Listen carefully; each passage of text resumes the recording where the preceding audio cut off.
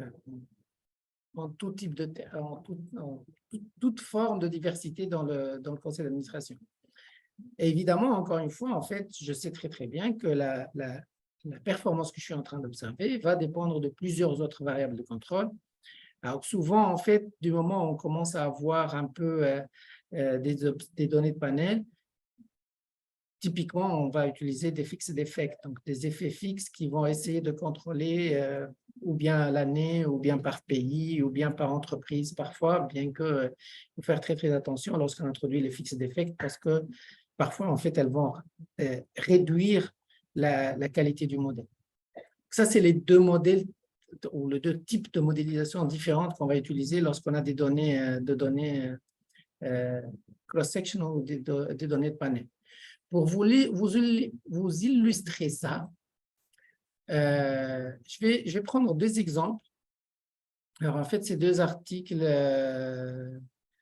que j'ai publiés avec des co-auteurs et qui utilisent justement les deux types. Donc là, en fait, ça, c'est un article où j'utilise des données de panel et là, c'est un article où on utilise des données cross-section. Je vais commencer par cet article-là. C'est un article qui est publié dans The British Journal of Management et qui va essayer d'étudier la relation entre la proportion de femmes dans les conseils d'administration et ce qu'on appelle les Related Party Transactions. Alors, les Related Party Transactions, on les appelle ici en France les conventions réglementées. Je ne sais pas si, j'imagine, tous les collègues qui sont en comptabilité, ils connaissent très, très bien ces transactions.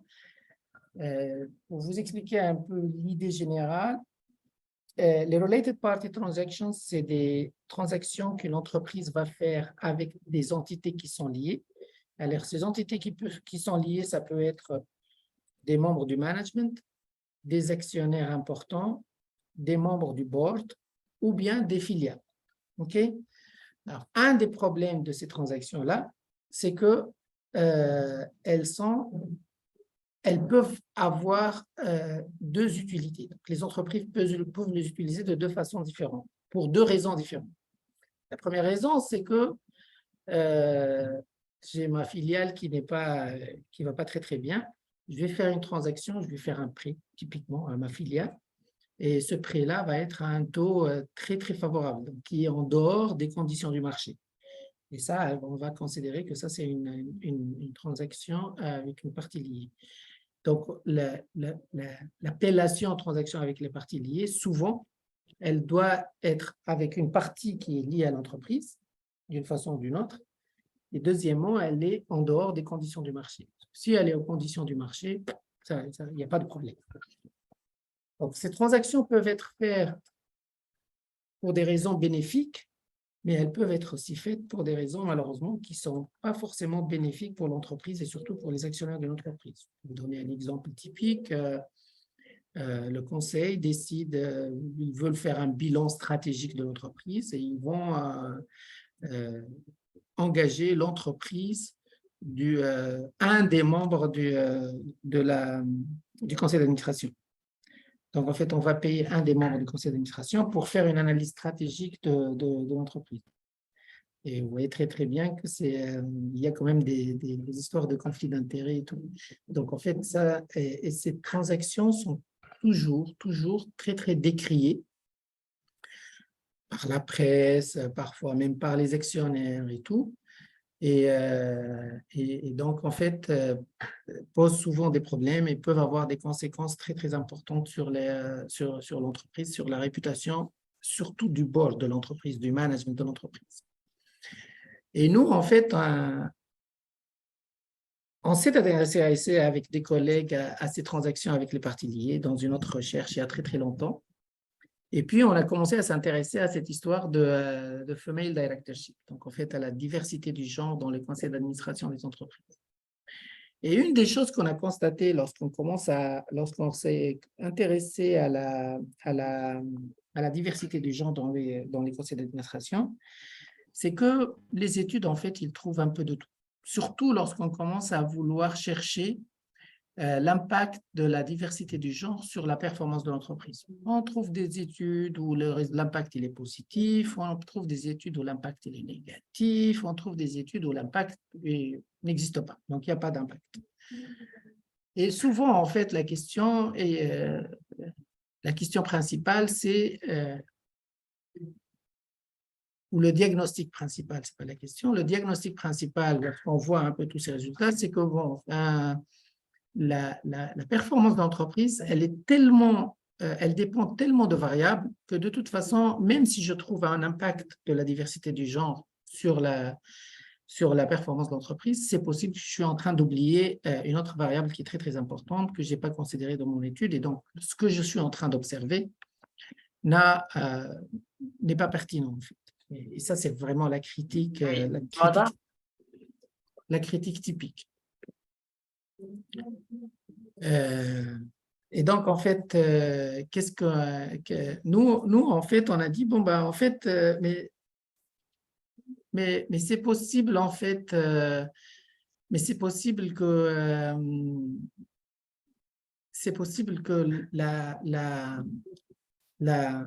l'impact de la diversité du genre sur le fonctionnement du board ne va pas être capté forcément en regardant la performance de l'entreprise. Il faut voir un peu qu'est-ce que le board fait. Si on veut voir vraiment quel est l'impact de la diversité du genre sur les activités du board, aller chercher la performance, c'est très, très loin. Il y a plein d'autres variables, donc c'est très, très compliqué. C'est très, très biaisé, hein, l'estimation qu'on va avoir. Et donc, on s'est dit, mais qu'est-ce que le board fait? Alors, nous, on a travaillé sur 2 données françaises. Et donc, en fait, on s'est dit, puisqu'on a cette expérience d'avoir travaillé sur les Related Party Transactions, on sait que ces transactions-là, en France en particulier, alors ce n'est pas le cas partout dans le monde, mais en France en particulier, ce qui est très, très intéressant, c'est que chacune de ces transactions-là doit être approuvée par le board. Donc, même si elle est déjà faite, même si l'entreprise elle décide de faire une transaction, ils doivent toujours passer devant le board et le board doit toujours l'approuver. Et si le board ne l'approuve pas, elle doit l'annuler. Vous voyez, donc en fait, ça peut être très, très problématique pour le management s'il initie une transaction et après le board, il dit non, non, le conseil d'administration, il dit non, non, non, ça ne marche pas, on n'accepte pas ça. Et même pire, s'il y a une transaction qui est validée par le membre du conseil d'administration et cette transaction s'avère qu'elle est faite pour ex post, on se rend compte que cette transaction, elle a vraiment un problème juridique, si vous voulez. Les membres du conseil d'administration sont juridiquement responsables pour avoir validé cette transaction. Vous voyez, donc en fait, ils engagent leur responsabilité lorsqu'ils valident cette transaction. Et donc, on s'est dit, bon, ça, c'est super intéressant parce que ces transactions-là nous permettent vraiment de voir quel est l'impact du board sur les transactions avec les parties liées. Ça, c'est notre première question de recherche. Maintenant, la deuxième étape, c'était quoi? La deuxième étape, c'est de dire, bon, c'est un terrain idéal pour étudier un peu l'impact de la présence de femmes dans le conseil d'administration sur le fonctionnement du board, donc sur une décision qu'on peut identifier par le board. On a dit, bon, d'abord, de quel type de données on a besoin, hein, et deux, s'il y a un impact potentiel, pourquoi? Qu'est-ce qui fait que la présence des femmes dans le conseil d'administration vont faire en sorte que les décisions vont changer? Pour répondre à la question pourquoi, en fait, typiquement, ce qu'on sait, c'est que les membres du conseil typiquement, ce qu'on sait, c'est que les femmes dans le conseil d'administration, elles sont connues. Il y a plein de résultats qui montrent, par exemple, qu'elles sont plus éthiques, qu'elles font beaucoup plus attention aux décisions qui font en sorte que l'entreprise prenne beaucoup plus de risques. Elles sont plus sages lorsqu'elles prennent des décisions. Elles font beaucoup plus attention à des aspects autres que l'aspect financier. Et donc, en fait, on s'est dit, bon, donc, en fait, d'après tout ce qu'on a vu dans la littérature, normalement, on doit s'attendre à ce que les femmes plus de femmes dans le conseil d'administration vont réduire le nombre de ces transactions-là, vont faire en sorte, en fin de compte, vont stopper des transactions, vont envoyer clairement le signal à l'entreprise, ben non, ça c'est des transactions qui sont pas au bénéfice, qui sont pas bénéfiques pour l'entreprise. Donc pour nous, éthiquement, on peut pas le faire. Éthiquement, on peut pas le faire, et donc en fait, il faut absolument arrêter les bêtises. Et donc en fait, l'hypothèse très très simple, il y a une corrélation négative entre le nombre de femmes dans le conseil d'administration et le nombre des transactions avec les parties liées que les entreprises vont initier. Donc, c'est ça, en fait, le contexte général. Et donc, évidemment, quelles sont les données qu'on doit aller chercher? Évidemment, on va avoir des entreprises, on sait très, très bien, il y a plein de variables qui affectent le nombre de transactions avec les parties liées que l'entreprise peut faire. Et donc, on est allé évidemment chercher à la main les transactions avec les parties liées d'entreprises françaises sur une longue période, si je me rappelle bien, entre 2004 et 2017 ou 2018. Donc, sur une très, très longue période. On a travaillé sur les entreprises du SBF 120, les 120 entreprises sur l'indice SBF 120. Et on est allé chercher toutes les autres informations qu'on sait qui peuvent éventuellement affecter le nombre de transactions avec les parties liées. Et là, j'ai choisi ce papier pour vraiment vous montrer parfois la difficulté d'avoir des données qui sont mesurables. Je ne sais pas si vous vous avez rendu compte, lorsque j'ai présenté, je parlais du nombre de transactions avec les parties liées. En fait, on est les seuls à avoir utilisé le nombre de transactions avec les parties liées. Généralement, dans toutes les études, on travaille avec le montant des transactions avec les parties liées. Donc, en fait, ce qui est important, ce n'est pas le nombre, c'est le montant. Dans les études, enfin, on a plein d'études sur le marché américain, sur les marchés chinois, sur les marchés dans certains pays asiatiques. Alors, les études sur les transactions avec les parties liées sont assez rares comparativement à d'autres études, pour la simple raison que les données ne sont pas disponibles. Donc, en fait, il faut vraiment aller chercher les données.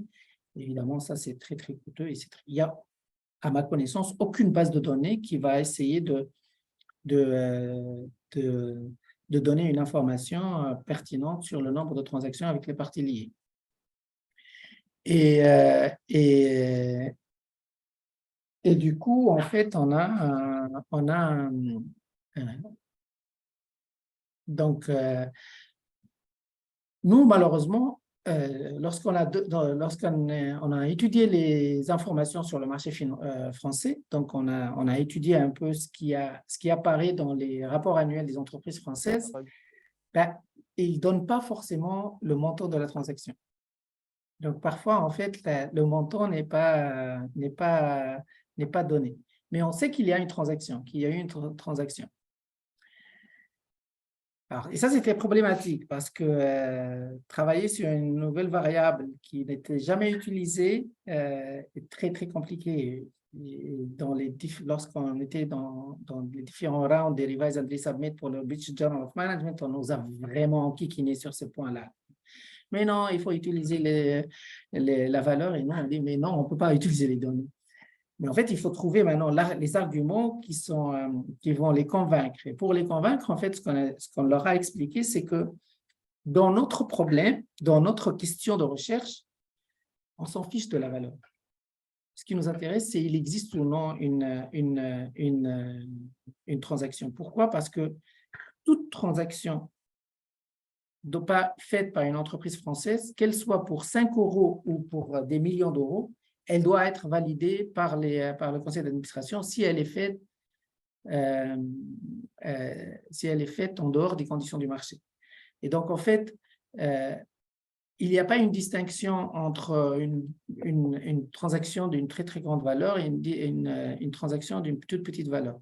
Et donc, c'est comme ça qu'on a réussi à les convaincre, en fait, que c'est plus pertinent, du moins pour notre question, d'aller chercher le nombre de transactions plutôt que la valeur des transactions.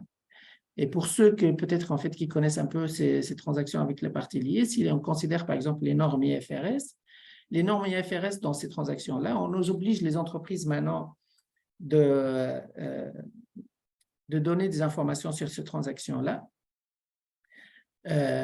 mais alors, dans les règles, c'est clairement précisé que quand la valeur de la transaction est pertinente.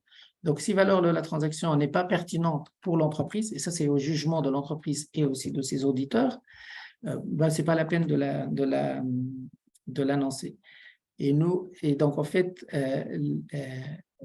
ça nous a donné un argument supplémentaire pour dire c'est beaucoup plus intéressant d'étudier ce problème-là dans le contexte français parce que dans le contexte français, on sort un peu des normes, on va plus loin que les normes IFRS puisqu'on oblige l'entreprise à afficher toutes les transactions. Donc, vous voyez un peu l'idée. Donc, en fait, là, on se retrouve avec des données de panel. Donc, ici, on a des données de panel. Donc, on a les entreprises année par année et le nombre de transactions avec les parties liées qui est affiché par cette entreprise-là. On a même identifié avec quelle partie liée, c'est très, très important. Et puis, on a les informations sur la gouvernance, on a les informations sur les performances financières de l'entreprise et toutes les variables jugées pertinentes. Et donc, en fait, maintenant, la question qui arrive, que j'ai évoquée tout à l'heure, en fait, qui concerne un peu cette histoire d'endogénéité. Si on trouve vraiment cette relation négative entre le pourcentage de femmes dans le conseil d'administration et le nombre de relations avec les parties liées, c'est possible que ce soit quelque chose qui est très, très endogène. C'est possible que les entreprises qui sont elles-mêmes plus éthiques, donc culturellement, elles sont plus éthiques, elles vont engager plus de femmes, mais elles vont faire moins de transactions avec les parties liées. Et donc, dans la réalité, la relation négative qu'on trouve, il n'y a pas de causalité, mais c'est juste lié au fait que les entreprises vont avoir les deux caractéristiques. Donc, en fait, il y a un effet de décision stratégique, si vous voulez, dans le nombre de transactions avec les parties liées qu'on affiche et dans le nombre de femmes qu'on va introduire dans les conseils d'administration. Donc, en fait, évidemment, pour régler ce problème d'endogénéité, ce qu'on a fait, je pense en fait que j'ai un lien au papier. Je l'ai mis il est là en fait. Ouais, il y a le papier qui est là. Et donc, en fait, le papier, ce qu'on fait, c'est on fait un GMM, en fait. Donc, en fait, on fait ce qu'on appelle un système GMM pour ceux qui s'intéressent un peu à cette méthodologie. Maintenant, c'est une méthodologie qui est de plus en plus utilisée lorsqu'on a des données de panel et surtout lorsqu'on s'intéresse un peu à je vais essayer d'aller directement au résultat de la...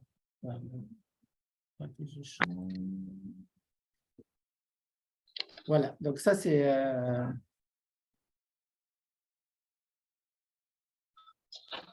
Voilà, donc ça, on peut utiliser vraiment le résultat principal, c'est ça. C'est ce coefficient-là. Et donc là, en fait, on a clairement une relation négative entre le nombre de RPT et l'existence et le pourcentage de femmes qui sont dans le conseil d'administration. Après, on essaie de travailler sur d'autres mesures parce que le pourcentage parfois n'est pas suffisant. Il faut utiliser un peu l'importance que peuvent avoir ces femmes-là dans le conseil d'administration. Et donc, on a utilisé d'autres mesures de diversité, si vous voulez, dans le conseil d'administration. Et après, une autre question, donc, en fait, qui se pose. Excuse-moi, Moïse. Oui. Théoriquement, comment vous justifiez ce résultat-là?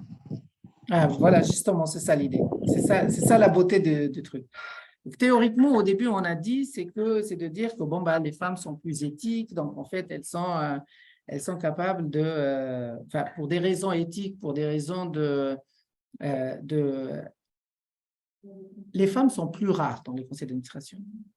Le nombre de femmes qui tiennent des positions dans le conseil d'administration sont plus rares. Donc, pour eux, l'actif réputation est très, très important. Elles valorisent leur réputation d'une façon beaucoup plus importante que les hommes parce que eux, les hommes, leurs collègues hommes ont plus de possibilités parce qu'elles sont beaucoup moins rares sur le marché. Et donc, en fait, l'idée, c'est que puisqu'elles s'intéressent à ce côté éthique et puis elles valorisent beaucoup plus leur position de directeurs, enfin, de membres de conseil d'administration, elles vont faire beaucoup plus attention à leur réputation.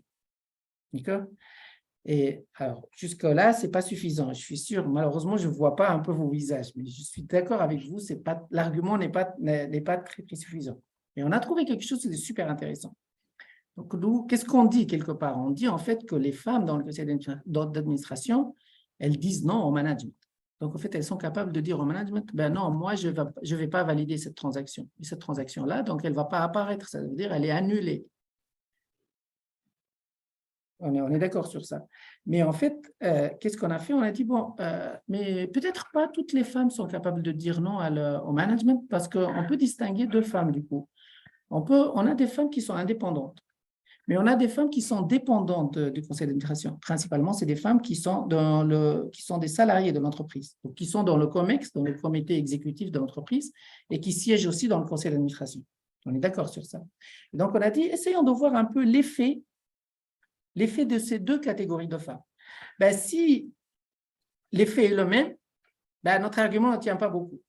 Mais si par contre, on a un effet distingué, et surtout que l'effet vient principalement des femmes qui sont indépendantes, notre argument tient la route. C'est exactement ce qu'on trouve. En fait, on trouve que uniquement les femmes indépendantes qui sont capables de dire non et qui vont le dire, vont avoir cet impact-là. Mais pas les femmes qui, même si elles sont plus éthiques et tout ça, mais elles ne sont pas capables. Même si elles veulent le faire, elles ne peuvent pas le faire parce qu'elles ont des liens, des stakes avec l'entreprise. Elles vont être moins exigeantes, leur contrôle, parce que la question derrière, c'est du monitoring, c'est du contrôle. Elles vont contrôler moins bien, en fait, le management. Et donc, ce qu'on trouve clairement, c'est que les femmes indépendantes, plus il y a de femmes indépendantes dans le conseil d'administration, moins il y a de relations de transactions avec les parties liées. Mais alors, juste pour rebondir sur ce que vous dites par rapport à nos visages, mais j'ai bien aimé le premier commentaire d'ailleurs, la première explication théorique qui dit que finalement, comme il y a déjà un glass ceiling pour les femmes dans leur promotion, à cette top, et donc quand je suis au top, j'ai plutôt besoin de ne pas être trempé pour maintenir. Moi, je trouve que c'est un argument qui tient quelque part. Ouais. Merci en tout cas. Oui, oui, parce que, alors, ça me rappelle, je venais justement de discuter une recherche à Barcelone récemment sur une conférence de gouvernance. Il y avait un papier justement enfin, deux papiers que j'ai révisés qui traitaient de la présence des femmes dans le board et ainsi de suite, avec un certain nombre d'arguments où je disais, mais je n'arrive pas à comprendre euh, la théorisation que vous amenez là parce que ça peut être un Japonais ou ça peut être un Africain dans le board. Pourquoi spécifiquement voilà. Et donc là, j'aime bien cet argument-là qui fait sens pour moi en tout cas. Merci. Mm. Est-ce qu'il y a d'autres questions? Je regarde, oui. Alors, il y a une question ici qui dit, est-ce que dans cette étude, avez-vous pris en compte le plafond de verre, professeur? Oui, voilà. Bon. Donc voilà une question sur est-ce que vous avez pris en compte le plafond de verre, le glass ceiling? C'est une question de Bini Pacom. Est-ce qu'on a pris en compte le plafond de verre? Empiriquement, comment on peut prendre les plafonds de verre? C'est une Oui. très, très bonne question. Mm. Alors, enfin, je ne vais pas répondre à la question, mais peut-être en fait, ça répond un peu à la question, et pas indirectement. Parce que, à mon avis, ça va être très compliqué de mesurer, d'avoir une mesure qui va capter, d'avoir une variable qui va capter l'existence de plafond de verre. Puisqu'on a pris, alors je ne sais pas comment ça s'appelle en français, c'est le tokenisme. C'est le fait que… Oui. Symbolique, quoi. Oui, c'est ça. C'est le fait que la présence des femmes va être symbolique. Et on a des études qui montrent en fait que l'effet des femmes dans le conseil d'administration, il devient pas symbolique lorsqu'on a plus que 3 femmes. On a essayé de répliquer la même étude, mais en essayant de travailler uniquement, en essayant de distinguer les entreprises qui ont plus que 3 femmes et les entreprises qui ont moins de 3 femmes. Et on trouve effectivement que l'impact dans les entreprises qui ont plus de 3 femmes est beaucoup plus important. Il reste un impact quand même pour les entreprises qui ont moins que 3 femmes, mais il est moins important économiquement. Donc, le coefficient, il est plus petit, et même en termes de significativité statistique, c'est moins important. Mais après, oui, Béni, la question de considérer, est-ce qu'on doit considérer le plafond de verre honnêtement, là, en fait, au chaud, je ne vois pas du tout comment on peut capter ça, empiriquement. On a aussi testé pour un autre phénomène, parce que si vous vous rappelez tout à l'heure, je vous ai dit, il faut faire toujours très, très attention à ce qui se passe dans votre période d'études.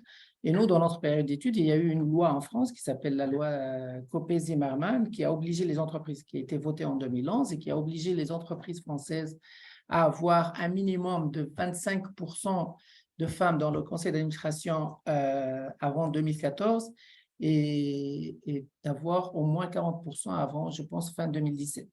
Donc, et ça, c'est quelque chose qui va augmenter mécaniquement l'impact des femmes. Et donc, on a contrôlé aussi pour cet effet. On a fait l'étude avant et après.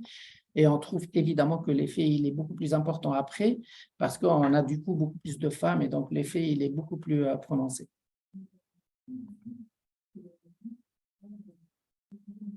Mais en tout cas, si on revient un peu aux méthodes empiriques, donc c'est ça en fait.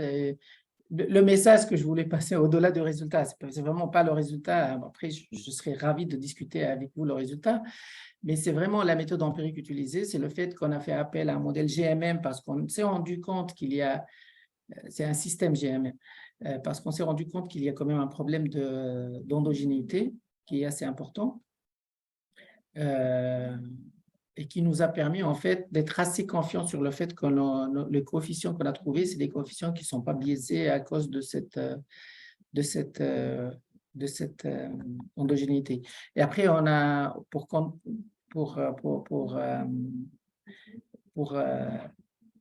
comme analyse supplémentaire, donc analyse de robustesse, on a essayé aussi de faire l'étude en essayant de faire un propensity score matching.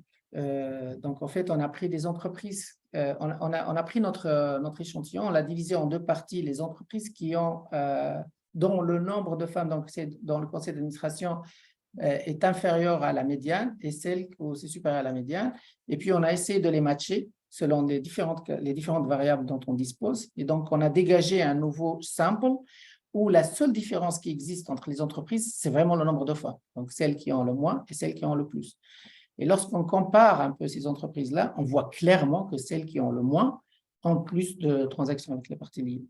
Donc, on a en fait on a fait beaucoup d'études supplémentaires de robustesse qui ont confirmé le résultat en fin de compte. Alors, j'ai plus de questions, hein, donc peut-être que vous Très pouvez bien. continuer. Alors, donc ça, c'était pour des données de panel. Donc, si je passe un peu à une étude qui utilise des données des cross-sections, donc c'est une étude sur les IPO. C'est une étude ça a été accepté il y a 2 semaines. Mais bon, on a commencé à le faire en 2010. Vous voyez, ça a pris beaucoup de temps pour le publier.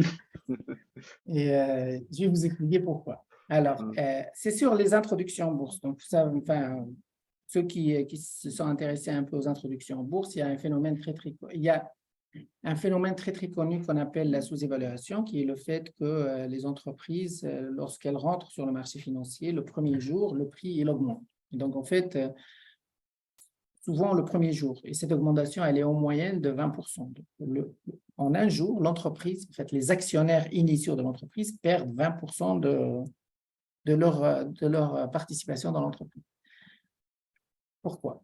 Il y a eu beaucoup d'explications et la très grande majorité des explications maintenant sur lesquelles les gens sont assez d'accord, c'est le fait que c'est lié un peu à l'asymétrie d'information. C'est principalement un problème d'information asymmetry. Pourquoi? Parce que une entreprise, lorsqu'elle entre en bourse, on ne sait rien sur cette entreprise. On n'a pas d'historique, on a juste un historique qu'elle a affiché dans son prospectus. Et donc, en fait, cette grande asymétrie d'information fait que ceux qui achètent les actions au début, ils veulent être rémunérés un peu pour cet investissement avec un manque d'information. Et donc, on leur donne un peu, quelque part, en fait, une rémunération qui est sous forme de cette sous-évaluation. C'est ça l'idée. Et donc, nous, en fait, ce qu'on a essayé de voir, c'est de dire, On est tous d'accord sur le fait que la symétrie d'information, elle est très, très importante dans la sous-évaluation. Mais il y a peut-être autre chose dans la symétrie d'information parce que pour nous, c'est lorsque l'entreprise elle commence sa cotation, donc le premier jour de cotation, ben, il y a de la symétrie d'information, enfin, il y a de l'incertitude qui reste au moins les premières heures, les premiers jours, parce qu'on ne peut pas régler toutes les incertitudes sur l'entreprise parce qu'il y a eu 2 heures ou 2 jours ou 3 jours de trading. Donc, ce qu'on a appelé, on a identifié une nouvelle mesure qu'on a appelée ex post uncertainty qui va être la mesure de l'incertitude concernant cette entreprise-là les premiers jours. Et on a même mesuré les 2 premières heures après le début des premières transactions. Et donc, notre idée, c'est de dire, bon, ben, cette sous-évaluation va aussi dépendre de cette ex post uncertainty, donc de l'incertitude résiduelle, en fait, qui reste même après, même lorsque l'entreprise, elle entre en bourse. Et évidemment, en fait, le modèle, c'est un modèle très classique, hein, en fait, sur les IPO et sur l'enterprising. Enfin, on n'a pas inventé grand-chose. Les deux seules choses qui sont, les deux seules, contributions importantes du papier sont, dans la très grande majorité des modèles théoriques sur les IPO, on va toujours traiter qu'est-ce qui se passe avant l'introduction, on va toujours traiter qu'est-ce qui se passe après l'introduction, mais jamais qu'est-ce qui se passe entre les deux. Donc on n'a jamais un modèle qui est sur plusieurs périodes. Là, je parle du modèle théorique. Je suis désolé, je sors un peu du sujet de la présentation. Et donc, en fait, on s'est retrouvé sans modèle théorique qui va nous permettre de tester, de motiver, d'expliquer théoriquement nos hypothèses. Et donc, en fait, évidemment, lorsqu'il n'y a pas un modèle théorique, qu'est-ce qu'on fait? Ou bien on abandonne, ou bien on prend le taureau par les cornes et puis on fait un modèle théorique. On a fait un petit modèle théorique. Alors, c'est un modèle très simple. Hein, je vais essayer de... C'est un modèle très, très simple, hein, pas très compliqué. Et vous voyez, l'article, il n'est pas encore... il est juste disponible en ligne maintenant. D'ailleurs, il est disponible gratuitement si vous voulez le récupérer, pour ceux qui s'intéressent. Vous voyez, on met un modèle théorique très, très simple qui nous permet de voir un peu qu'est-ce qui se passe lorsqu'on passe du marché primaire, donc du marché avant l'introduction, au marché secondaire, qui est le marché qui est après l'introduction. Et on trouve quelque chose de très, très intéressant. On trouve que même théoriquement, la sous-évaluation va dépendre de ce qu'on a appelé la ex post uncertainty, donc de cette incertitude résiduelle, si vous voulez. Et on montre vraiment que c'est le cas. Mais nous, on va un peu au-delà de ça. On va au-delà de ça en disant, mais en fait, ce qui va affecter un peu cette incertitude résiduelle, c'est le degré de fragmentation des marchés financiers. Alors, qu'est-ce que j'entends par le degré de fragmentation? Vous savez, maintenant, de plus en plus, les marchés, lorsque vous voulez faire une transaction sur les marchés financiers, vous voulez acheter ou vendre une action ou n'importe quel type de produit financier, vous n'êtes pas obligé de passer directement par le marché. Vous avez plein de plateformes électroniques qui vous permettent en fait de faire cette transaction. Mais il y a même des plateformes qui elles-mêmes sont des marchés. Donc, en fait, le marché, il est fragmenté. Les transactions peuvent se faire sur différentes places financières. Et ça, c'est ce qu'on appelle la fragmentation du marché. Donc, nous, en fait, ce qu'on essaie de voir, on essaie de voir un peu quel est l'impact de cette fragmentation-là sur cette histoire de relation entre la sous-évaluation et cette incertitude résiduelle. Et notre idée est la suivante, c'est plus le marché est fragmenté, moins on va permettre aux opérateurs dans les marchés financiers d'acquérir de l'information, puisque le marché il est fragmenté, donc les gens ne vont pas avoir accès à tout ce qui se passe dans toutes les places.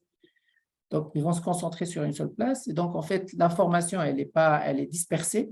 Donc, il y a moins d'informations, donc il y a plus d'informations résiduelles. Et donc, du coup, on a plus d'informations résiduelles dans les marchés fragmentés et donc, en fait, la sous-évaluation va être plus importante dans ces marchés.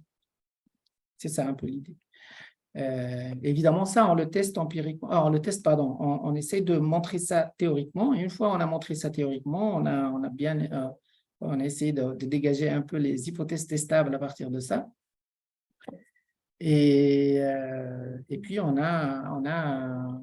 est passé à la partie empirique. La partie empirique, et c'est ça la deuxième contribution très importante de ce papier, c'est que il fallait mesurer cette incertitude résiduelle.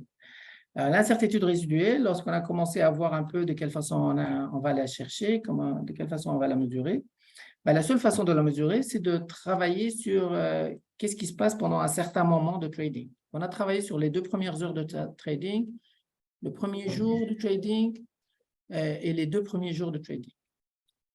Mais comment on l'a mesuré? On a dû aller chercher tous les ordres qui étaient émis dans tous les marchés sur les transactions. Là, je vous parle pour chaque IPO, pour certaines IPO, pas chaque, pardon, pour certaines IPO, d'une information qui est quelques dizaines de gigabytes en termes d'information. Donc, en fait, c'est énormément de données. Énormément de données.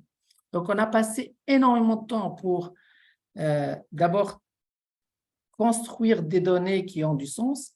Et à partir de ces données qui ont du sens, donc c'est des données à très, très haute fréquence. C'est des données à très, très haute fréquence qui nous ont permis de mesurer un peu cette proxy pour la ex-post uncertainty. Et cette proxy pour la ex-post uncertainty, c'est on est allé chercher le bid-ask spread pour chaque 5 secondes sur le marché.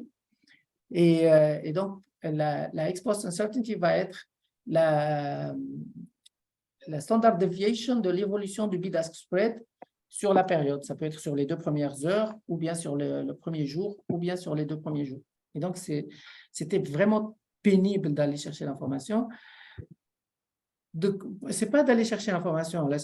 On peut chercher l'information d'une façon assez... Ce n'est pas des informations qui sont disponibles sur Internet, mais qu'on peut acheter, mais elles ne sont pas très, très chères. Donc, il y a des fournisseurs de ces données à très, très haute fréquence, mais le plus compliqué, c'est vraiment de traiter un peu ces données-là et d'arriver avec une mesure pour la variable la plus importante. Et donc, en fait, une fois on a construit nos données, on a fait quelque chose de très, très simple, c'est on a construit notre modèle. Donc là, on est dans le cadre d'un modèle comme ça. Donc ici, on a l'underpricing, donc la sous-évaluation pour une entreprise. Et ici, on a cette histoire de ex-post uncertainty, cette mesure-là d'ex-post uncertainty. Et puis, on a rajouté une autre variable qui va identifier le degré de fragmentation du marché. Et heureusement, pendant notre période d'études, on a eu un phénomène, un événement très, très intéressant qui a obligé dans un marché particulier aux États-Unis qui est le Nasdaq. Au marché du Nasdaq, il y a eu une réglementation qui est passée en 2006 qui a obligé les entreprises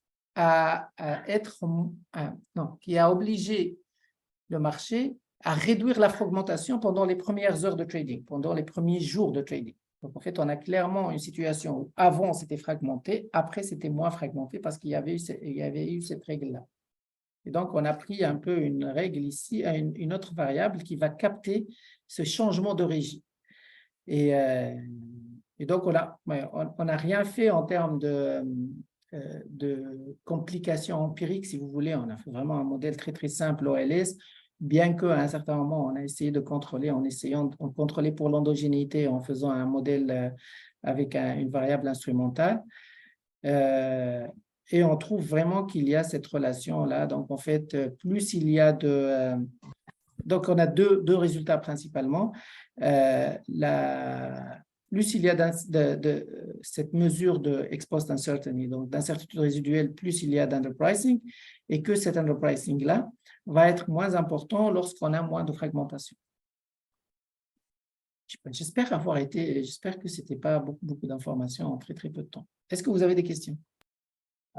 Alors, moi, je dirais que non, c'est justement très applicatif, c'est-à-dire on voit bien la réflexion qu'il y a derrière et puis le modèle finalement qui vient appuyer la réflexion.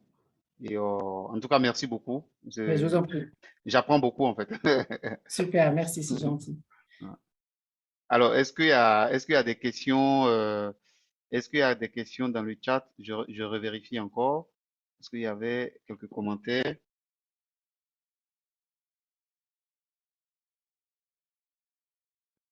Alors, est-ce que je regarde là? Non, pour l'instant. Alors, juste pour vérification, le titre complet du papier, c'est The Cost of Fragmentation. Ah oui, c'est oui. OK, Ouais, OK. Donc, j'ai mis ça dans le chat aussi ouais, pour ouais. ceux qui seraient intéressés avec le lien qui va aussi avec. Ouais. Donc, alors, est-ce que dans l'audience, vous avez des questions pour le professeur? Alors, il faut en profiter hein, parce que, il est là. Bon, euh, c'est pas la garantie qu'après ça, il ait beaucoup de temps. Donc, il faut en profiter si vous avez des questions, d'interagir. C'est ça le but des sessions. Après, vous pouvez ne pas poser une question qui est complètement en dehors des papiers, hein. Si vous avez des Oui. choses avec des données secondaires, n'hésitez pas.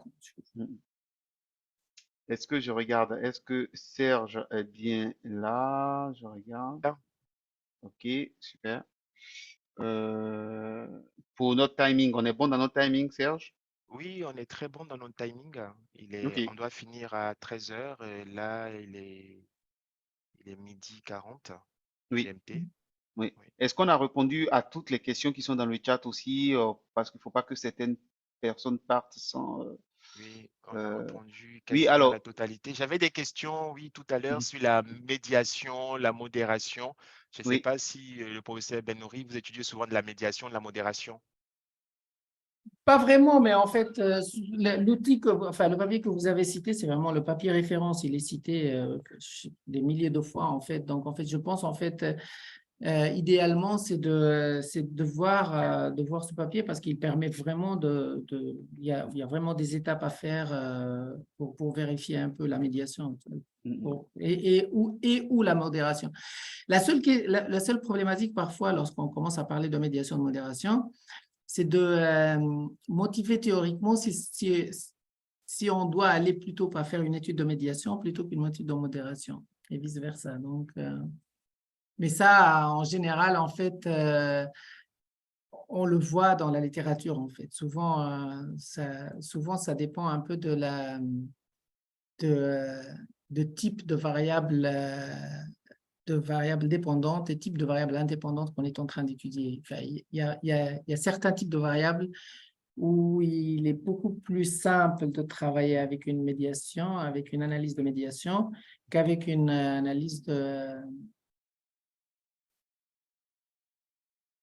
avec une autre analyse. mhm. Je peux peut-être en profiter pour lire Ouais, une réaction de Bini Pacom suite à sa question sur le plafond de verre et votre réponse. Donc, il disait, très intéressant vos résultats, ça nous donne des idées. Nous qui sommes en phase d'apprentissage de la recherche, nous pouvons même mener une étude sur l'intégration des femmes dans les quotas de vote des partis politiques en Côte d'Ivoire, puisqu'une loi demande qu'on ait au moins 25% de femmes sur les listes de candidats des partis politiques. Merci beaucoup, professeur. Voilà, juste un retour merci. d'appréciation de... Voilà. Super, merci beaucoup. Mm. Allez, si ça ne vous dérange pas, on va finir très, très rapidement avec Ok. deux, mais je ne vais pas aller dans les détails comme pour les premiers, dans des études où on utilise des méthodes, cette fois, pardon, c'est des primary data, ce n'est pas secondary data. Mhm. Alors, ces méthodes empiriques, on utilise quasiment les mêmes modèles, mais en fait, on peut même se permettre de faire moins compliqué pour les modèles, puisqu'on est dans un environnement contrôlé. On contrôle généralement l'information. Il y a plein de très, très bonnes études qui utilisent des données primaires et qui vraiment utilisent vraiment des modèles statistiques super simples. C'est juste des comparaisons, en fait. En fait, on n'a pas forcément toujours besoin d'aller chercher des modèles économétriques super sophistiqués, puisque je contrôle tout, je contrôle le phénomène d'endogénéité, je n'ai pas de problème d'endogénéité, de variables non observables. Je suis dans un milieu contrôlé, donc en fait, il n'y a aucun problème. Évidemment, quand est-ce que je dois utiliser des données primaires? Comme je vous ai dit, lorsqu'il n'y a pas de données secondaires qui me permettent de répondre à la question. Et ça, c'est typiquement le cas si, par exemple, j'essaie de m'intéresser un peu au comportement de personnes qui doivent prendre une décision. Donc, typiquement, on va utiliser de l'expérimentation ou bien des enquêtes, donc des surveilles. Ou bien aussi, ça c'est parfois très, très important de s'en rendre compte, on veut essayer de voir quel serait l'impact d'une loi qui n'existe pas. Imaginez, en fait, là, par exemple, l'exemple que Benny a donné, c'est il y a une demande qu'on ait au moins 25% de femmes et Oui. il veut se poser la question, qu'est-ce qui se passerait si cette loi change de 25 à 40%? Ouais, donc, la loi n'existe pas, donc je n'ai pas de données secondaires. Et donc, en fait, c'est là où on peut faire on peut faire ou bien des simulations ou bien de l'expérimentation pour essayer d'imaginer un peu cet impact. Merci. Et je vous en prie. Et donc, en fait, pour les deux méthodes, je vais encore une fois vous présenter deux papiers très, très rapidement. Je ne vais pas aller dans les détails comme pour les deux autres, parce que sinon, ça va être très, très tard pour vous tous. Alors, dans le premier, en fait, on utilise le modèle expérimental. C'est un papier qui est au Journal of Economic Behavior and Organization, JIBO pour les intimes. Et donc, en fait, l'idée, c'était quoi? C'était très, très lié aux IPO. En fait. Dans les introductions en bourse, puisqu'on a dit qu'il y a beaucoup, beaucoup de problèmes d'asymétrie d'information, typiquement, ce que le régulateur en fait dans plusieurs pays, c'est de dire, bon, en fait, essayons de réduire cette asymétrie d'information en amont. Et pour réduire cette asymétrie d'information en amont, ils ont créé ce que nous, on appelle des mécanismes d'information aggregation, donc des mécanismes qui permettent aux gens de se partager de l'information. Alors, ce mécanisme, ça peut être un mécanisme où tout simplement l'entreprise, elle va aller voir les acheteurs potentiels et lui dire « Ah, je vends mes actions, combien vous êtes prêts à payer pour mes actions ?» Et je vous promets, ça existe. Donc, ça peut nous paraître un peu bizarre, mais ça existe et plein d'entreprises utilisent cette méthode pour déterminer quel est le prix auquel ils vont vendre leurs actions. Il y a d'autres pays, notamment en Allemagne par exemple, au lieu d'utiliser donc un système où c'est juste ce qu'on appelle nous de cheap talk en fait, parce que c'est juste on demande une information, mais ça n'a aucune incidence si je dis la vérité, je ne dis pas la vérité. Dans certains pays, on tolère la possibilité, avant que l'entreprise entre en bourse, de faire une sorte de marché parallèle pendant une très, très limitée, qui est très, très contrôlée pour éviter un peu les manipulations, de façon à ce que les actions qui vont être introduites dans le marché officiel dans quelques semaines vont être échangées pendant un certain moment. Et ces échanges-là, il va y avoir des achats et des ventes, donc vont permettre d'acquérir un peu d'informations. Okay? Et nous, on a dit, tiens, c'est bizarre, en fait, toute cette diversité-là, est-ce qu'il y a quand même un mécanisme qui est supérieur à l'autre? Donc, en fait, on a dit, bon, là, en fait, on ne peut pas comparer des choses.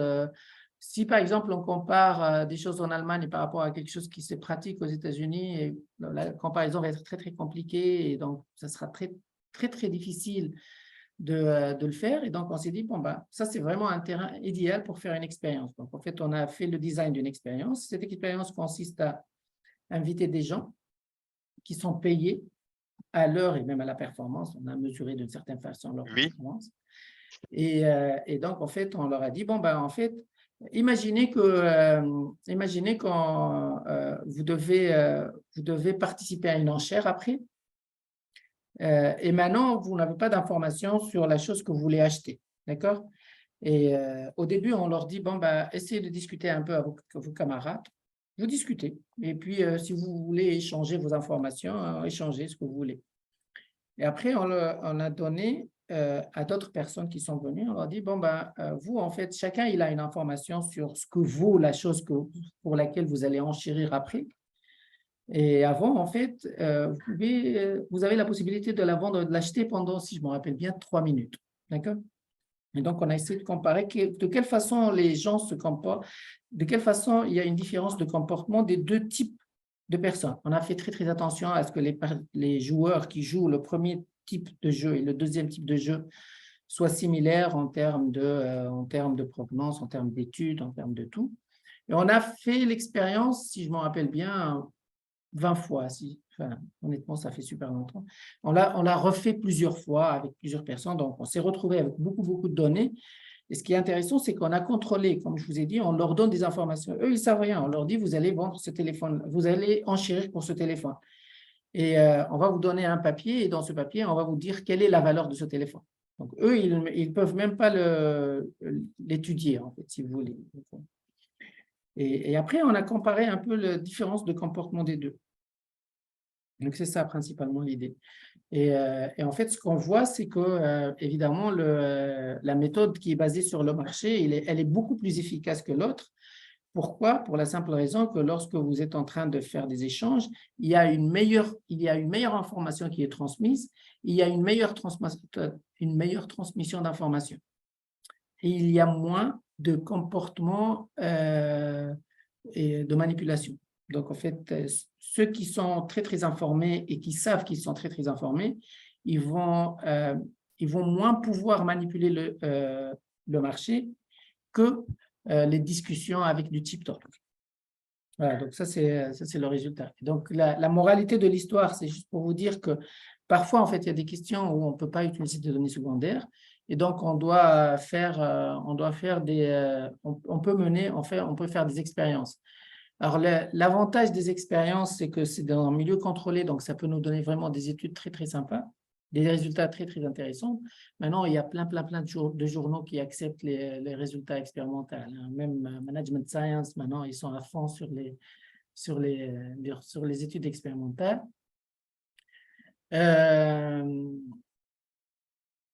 Alors, la question principale, le problème principal, pardon, de l'expérience, c'est que souvent, on est obligé de motiver un peu ceux qui participent.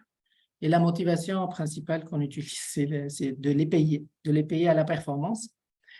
Mais il y a certaines études qui sont publiées dans de très grands journaux, donc dont un à Econometrica, et c'était en France.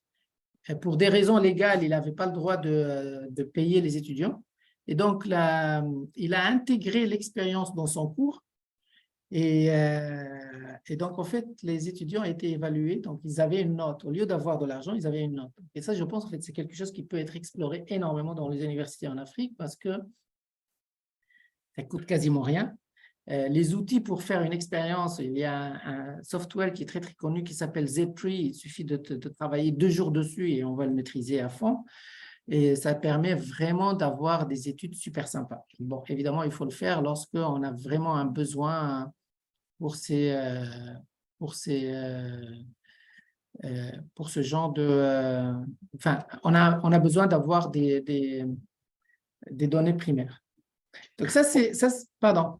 Paul Benoît, j'avais une question Oui, justement avant que vous n'avanciez. dites-moi. C'est que merci beaucoup parce qu'effectivement, en compta et finance, on parle beaucoup d'expérimentation. C'est vrai que les financiers avaient la finance comportementale qui leur permettait d'avoir des plans expérimentaux. Donc, on va dire que les financiers sont peut-être beaucoup plus familiers mais peut-être la comptabilité peut-être moins. Donc, vous avez parlé de payer.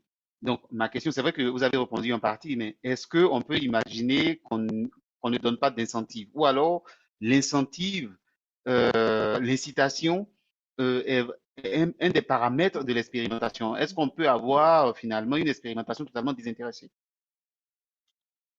Alors, en fait, les études qui ont montré, il y a des études qui ont travaillé sur le processus de l'expérimentation. En fait. Et parmi les résultats qui sont un peu sur lesquels il y a une sorte de consensus, c'est que on observe un comportement complètement différent entre… on mène 2 expériences. La première, on donne des incitations. Donc, un système d'incitation, ça peut être de l'argent, ça peut être une note, ça peut être autre chose. Et une expérience où on n'a pas du tout de système d'incitation. Et on trouve que les résultats sont complètement différents. Et donc, en fait, malheureusement, on doit avoir un système d'incitation parce que ça risque, en fait, de ne pas passer, en fait, lorsqu'on veut publier ça. Oui, c'est quoi? Donc, l'idée, ce serait que ben, finalement, les gens n'avaient pas vraiment intérêt à se comporter comme ils auraient dû se comporter. Ce serait ça peut-être l'idée? C'est l'idée, c'est qu'ils peuvent éventuellement, par exemple, alors souvent il y a une histoire aussi de prise de risque parce que c'est des jeux de décision. Quelqu'un qui n'a pas d'incitation, il peut faussement être super riscophile, alors que dans la réalité, il est très, très averse au risque. Et vice-versa. Donc, on peut trouver un peu des comportements qui sont très, très différents ou des décisions qui sont très, très différentes de ce qu'on aurait pu avoir. Ok, merci. Je vous en prie. Bien. Alors, le dernier papier, c'est donc ça va représenter la simulation via la méthode dont on n'a pas parlé. La simulation. Alors là, en fait, on a utilisé la simulation parce que avec deux collègues, on était en train de discuter une fois des contrats de dette. Et en fait, il y a une collègue qui a dit, ah tiens, c'est bizarre, la dernière fois, j'ai découvert des contrats de dette. On n'a jamais, elle n'a jamais entendu parler, et nous, avant, on n'a jamais entendu parler, qu'on appelle des PSD. Je ne sais pas si ça vous dit quelque chose. PSD, pour Propensity Score Match. Non, c'est pas, non, qu'est-ce que je raconte? C'est des, non, Performance Sensitive Debt, pardon. PSD, c'est pour Performance Sensitive Debt. Donc, l'idée, c'est que les banques vont donner une dette, vont accorder une dette à une entreprise. Alors, typiquement, le taux